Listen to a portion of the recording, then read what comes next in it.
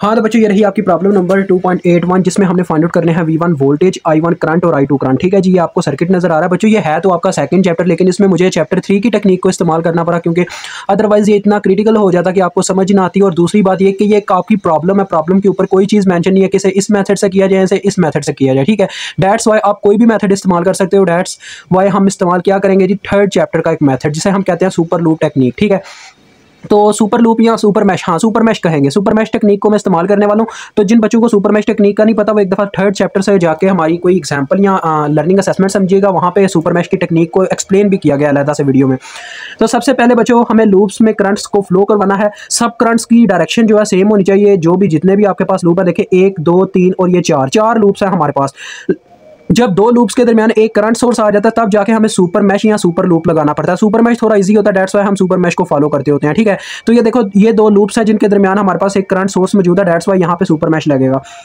तो देखो बच्चों सबसे पहले आपने करंट्स की डायरेक्शन क्या रखनी है, क्लॉकवाइज। तो यहाँ पे मैं करंट को फ्लो करवा देता हूँ I1 प्राइम के नाम से। ठीक है, क्योंकि I1 करंट तो हमारी ऑलरेडी यहाँ पे फ्लो कर रही है, तो I1 प्राइम ठीक रहेगा आपका नाम। ठीक है, तो यहाँ पे इस वाले मतलब कि ये जो लूप है इसके अंदर हम जो करंट है उसको फ्लो करवा देते हैं I2 प्राइम के नाम से। ठीक है, उसके बाद एक ये हमारे पास लूप है, यहाँ पे हम एक करंट फ्लो करवा देते हैं I3 के नाम से, क्योंकि I3 प्राइम लिखने की अब मुझे जरूरत नहीं है, क्योंकि I3 देखें बच्चों यहाँ पे जरा मेरी बात गौर से समझिएगा कि यहाँ पे इस वजह से मुझे I3 प्राइम नहीं लिखना पड़ा क्योंकि I3 के नाम से कोई करंट आगे एग्जिस्ट ही नहीं करती। उसके बाद एक करंट आप इस लूप के अंदर ले लें I4 के नाम से। ठीक हो गया बच्चों, सारे के सारे लूप्स हो गए। अब हम एक इक्वेशन क्रिएट करेंगे इन दो करंट्स की मदद से, I2 प्राइम और I4 की मदद से, क्योंकि यहाँ पे एक हमारे पास क्या बन रहा है बच्चों, हमारे पास यहाँ पे बनता है सुपर लूप।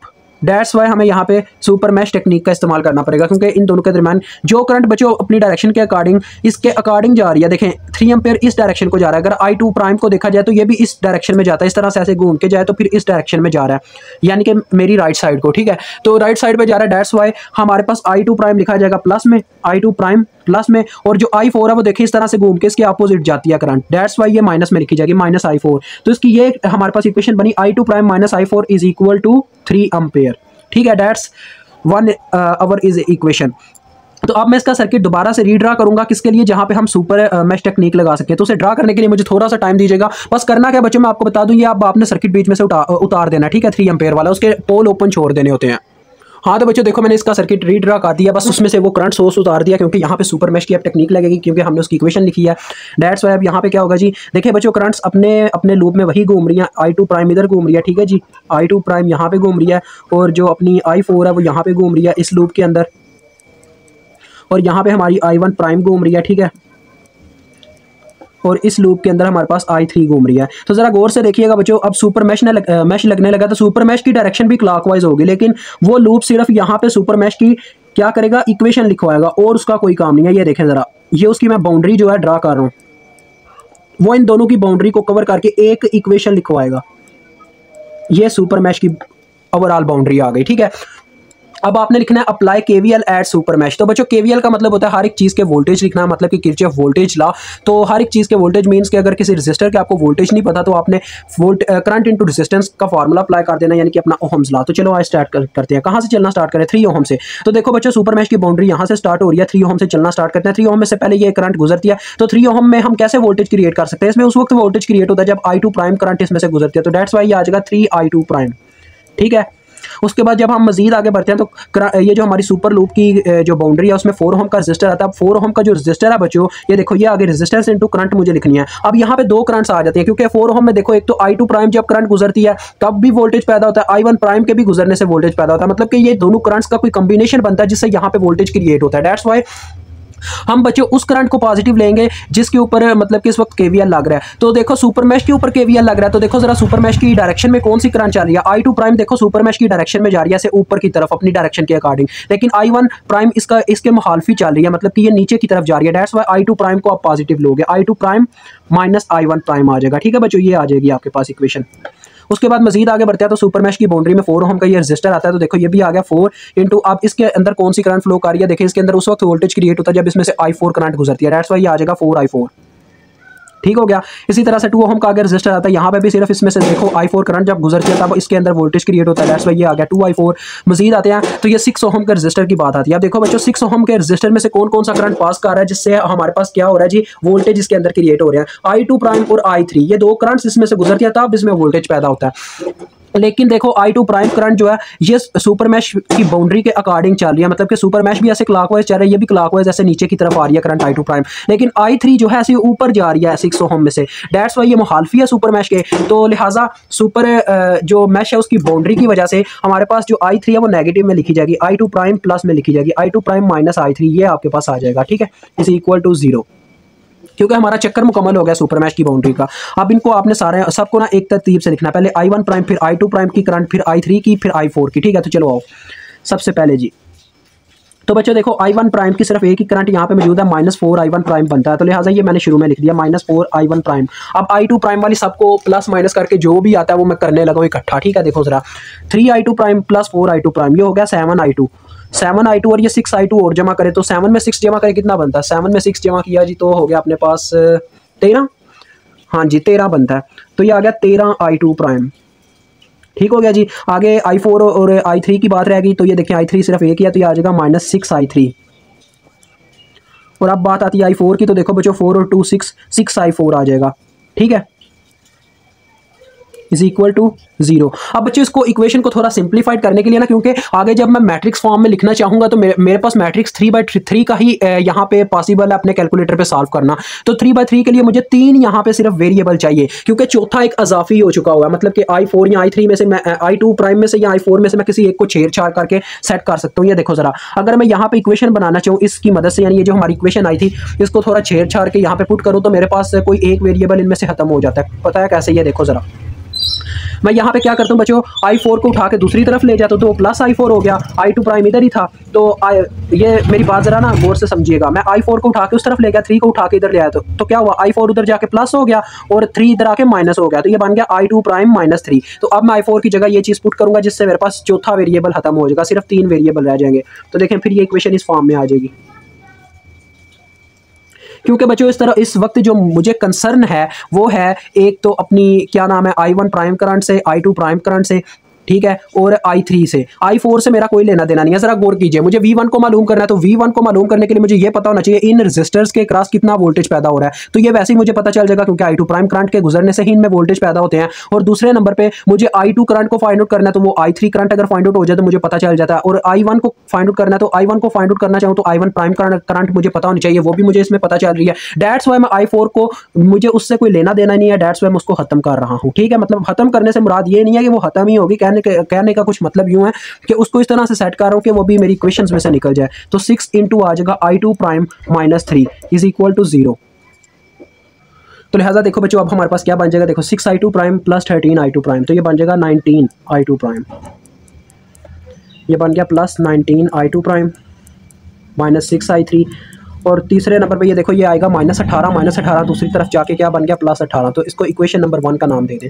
अब बच्चों आपने और इक्वेशंस बनानी है, क्योंकि हमें एक इक्वेशन इतनी हेल्प आउट नहीं कर सकती कि हम ओवरऑल आंसर निकाल पाएँ। ठीक है जी, तो बाकियों के साथ कैसे हम मतलब इक्वेशंस क्रिएट करेंगे, देखिए 2 लूप्स हमारे पास अभी भी ऐसे मौजूद है जिनकी हेल्प से हम KVL की इक्वेशंस बना सकते हैं। एक है I1 प्राइम का लूप और एक है I3 का लूप। तो इन दोनों के अंदर अगर KVL अप्लाई कर भी दिया जाए तो देखिए I4 इंक्लूड नहीं होगी, I2 प्राइम ही आएगी, तो उससे हमें कोई मतलब के मसला नहीं होगा। तो चलिए पहले I1 प्राइम पे KVL लगाते हैं। आपने ऊपर लिख देना अप्लाई KVL एट लूप 1। ठीक है, तो कहाँ से चलना स्टार्ट करें, यहाँ से चलना स्टार्ट करते हैं। देखिए 6 में से जब I1 प्राइम गुजरती है तो उसके वोल्टेज क्या बनेंगे, 6 I1 prime according to Ohm's law V is equal to IR। Current I1 prime है और रेजिस्टेंस हमारी 6 ओहम है, दैट्स व्हाई हमारे पास ये आ गया 6 I1 प्राइम।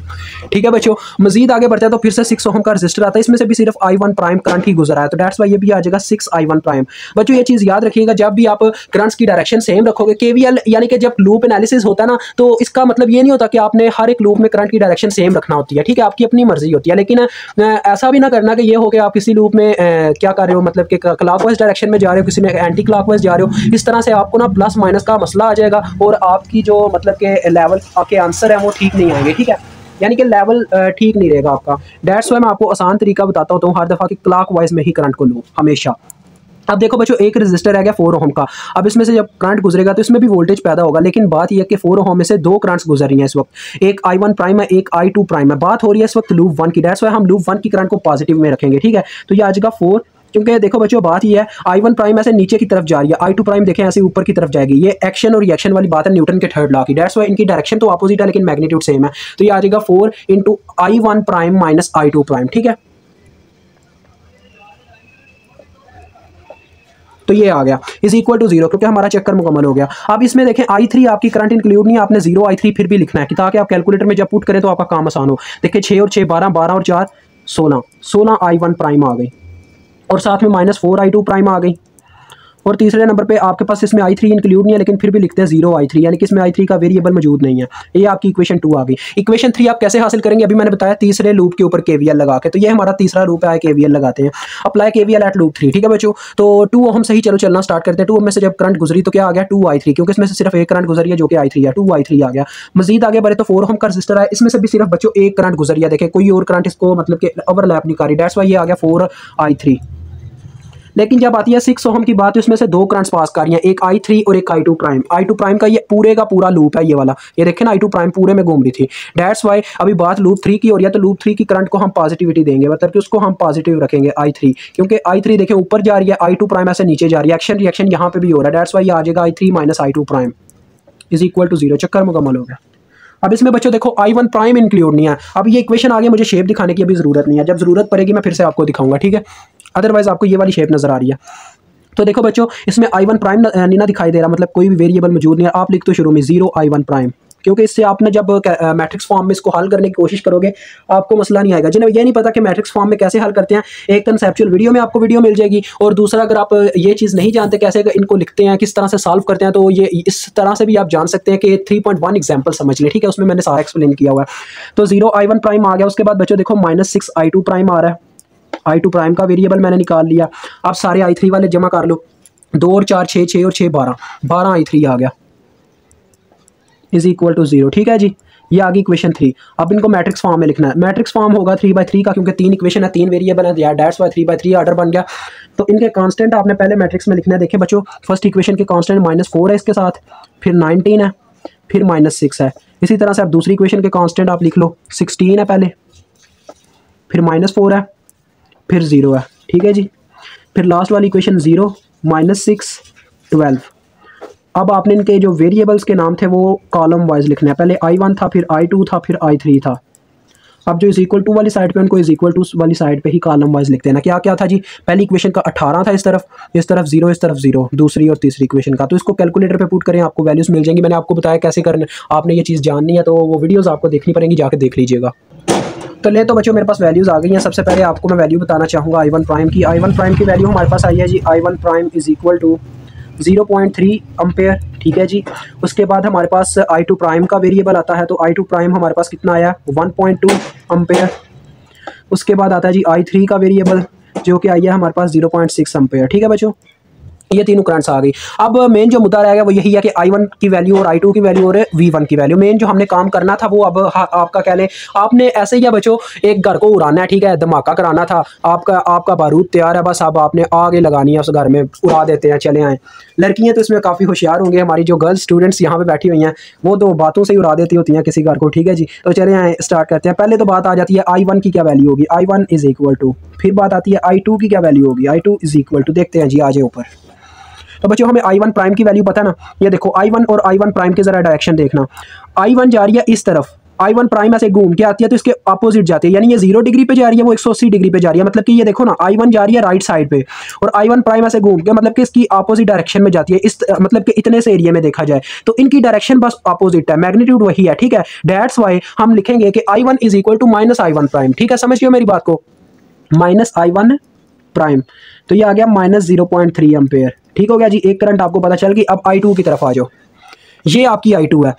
ज़रा I2 और I3 की ज़रा डायरेक्शन देखना। I2 और I3 की डायरेक्शन देखो बच्चों सेम है, इतने से एरिया में देखें, ये भी इसी डायरेक्शन में जा रही है, I2 भी इसी डायरेक्शन में जा रही है। दैट्स वाई हमारे पास I2 और I3 की वैल्यू सेम है, तो I2 is equal to I3 which is equal to 0.6 ampere. लड़कियों जाओ पतीसा खाओ, अपनी हड्डी की जुतियाँ भेजाओ, ये आपका काम डालना। अब इतना तो काम डन हो गया, पीछे रह गया V1 का वेरिएबल। ठीक है, V1 का वेरिएबल काफ़ी इजी है बच्चों। देखो V1 आपने कैसे कैलकुलेट करना है, पहले तो मैं उसका थोड़ा सा जो आपको नज़र आ रहा है यहाँ पे उस तरह से ड्रा करता हूँ जो शेप में नज़र आ रहा था। ठीक है, इस तरह से एक रजिस्टर लगा और ऐसे एरो लगा हुआ। तो चलो आपको दिखाता हूँ। ये देखो, पहले शेप को समझ लेना कैसे है V1। बच्चों देखो, इसका एरो जहाँ से स्टार्ट हो रहा है ना, वहाँ पे इसका माइनस का साइन होगा और जहाँ पे ये खत्म हो रहा है वहाँ पे इसका पॉजिटिव साइन होगा। ठीक है, ये चक्कर होता है। हेड पे इसका प्लस का साइन होता है, तो माइनस प्लस इस तरह से है। 4 ओम और 3 ओम इसके पैरेलल में वोल्टेज सेम होता है। 4 ओम और 3 ओम इसके पैरेलल में आ रहा है। इसी तरह से 3 एम्पेयर और 6 ओम भी इसके पैरेलल में आता है, लेकिन वो हमारे,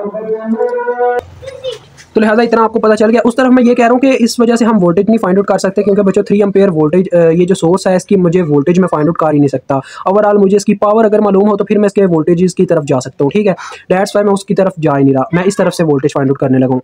अब माइनस का पोल और प्लस का पोल आपको समझ आ गई। तो 4 ओम और 3 ओम आपको पता है इन दोनों के दरमियान कौन सी करंट I2 प्राइम फ्लो कर रही है। ठीक है, अगर मैं यहाँ पे देखो इसकी इक्वेशन लिखता हूँ, यहाँ पे इतने से एरिया में लगाता हूँ KVL। ठीक है, जरा देखो KVL लगाता हूँ, तो यहाँ से मैं अगर चलना स्टार्ट करूँ तो करंट इसके कौन से पोल में से एंटर कर रही है, पॉजिटिव पोल में से V1 के। तो ये आ गया प्लस V1। ठीक है, प्लस V1। मजीद जब हम आगे बढ़ते हैं, ठीक है, मजीद जब आगे बढ़ते हैं तो करंट इस तरह से इस पोल इस तरफ चली जाती है, तो करंट 3 ओम में से गुजरती है। अब 3 ओम में से सिर्फ एक करंट गुजरी है जिसका नाम है I2 प्राइम, तो ये आ जाएगा 3 + 3 I2 प्राइम। ठीक हो गया जी। आप मजीद आगे आ जाओ। अब आती है बात लास्ट रेजिस्टर की, जिसके बाद फिर से करंट उसी पॉइंट पे पहुंच जाती है जहां से करंट ने चलना स्टार्ट किया था। 4 ओम में से करंट गुजरती है, लेकिन इसमें से दो करंट गुजरी हैं, एक I2 प्राइम एक I1 प्राइम। लेकिन बात किस लूप की हो रही है, लूप 2 की, यानी कि I2 प्राइम वाले लूप की, बिकॉज V1 इसी में मेंशन था। दैट्स व्हाई बच्चों I2 प्राइम ऊपर की तरफ जा रही है जबकि I1 प्राइम नीचे की तरफ जा रही है। हमें इसके अगर वोल्टेज निकालना है तो दोनों करंट्स का रिलेशन चेक करना होगा, तो लिहाजा एक्शन और रिएक्शन वाला रिलेशन है। That's why I2 prime minus I1 prime आ जाएगा। तो ये आ जाएगा +4 × I2 prime minus I1 prime. ठीक है जी, विच इज़ इक्वल टू 0, क्योंकि हमारा चक्कर मुकम्मल हो गया। हमें चाहिए V1, तो V1 बच्चों इधर ही रह गया और दूसरी चीज़ें उधर चली गई। तो हमारे पास आ गया, देखो दूसरी तरफ जाके -4 × I2 prime minus I1 prime और साथ में -3 I2 प्राइम। ठीक है, अब जरा वैल्यूज पुट करते हैं। V1 इज इक्वल टू देखें -4 I2 प्राइम की वैल्यू कितनी आई है हमारे पास यहाँ पे 1.2 माइनस I1 प्राइम की वैल्यू आई थी 0.3 -3 × I2 प्राइम की वैल्यू कितनी थी 1.2। अब देखते हैं ये ओवरऑल कितने वोल्ट देता है। -4 × बच्चों 1.2 -0.3 और उसके बाद -3 × 1.2, तो ये बच्चों आ रहे हैं वोल्टेज आपके पास -7.2 वोल्ट। और ये पूरा आंसर वेरीफाइड है, ये आपको मैं कह रहा हूँ वेरीफाइड है। ठीक है, अगर हमें कहीं चेक वगैरह से कह रहे हैं आंसर नहीं मिलता, लेकिन इतना होता है कि कुछ कंपनीज हैं जो आंसर बता देती हैं कि क्या आएगा किसी क्वेश्चन का। ठीक है, जैसे आपको लर्निंग असेसमेंट्स के साथ बुक में मेंशन मिलते हैं। ठीक है, तो ये वेरीफाइड इस तरह से मैं कहता होता हूँ कि ये वेरीफाइड है। तरीका नहीं वो बताते, लेकिन हमें आंसर पता होता है। तो आंसर यही आते हैं इनके। ठीक है, ये माइनस में आती है -0.3 एम्पेयर और ये 0.6 और ये -7.2 वोल्ट। अदरवाइज आप इसकी वैसे भी वेरिफिकेशन कर सकते हो वैल्यूज पुट करके कहीं पे। ठीक है, तो अभी मैं इजाज़त चाहूँगा। अल्लाह हाफिज़।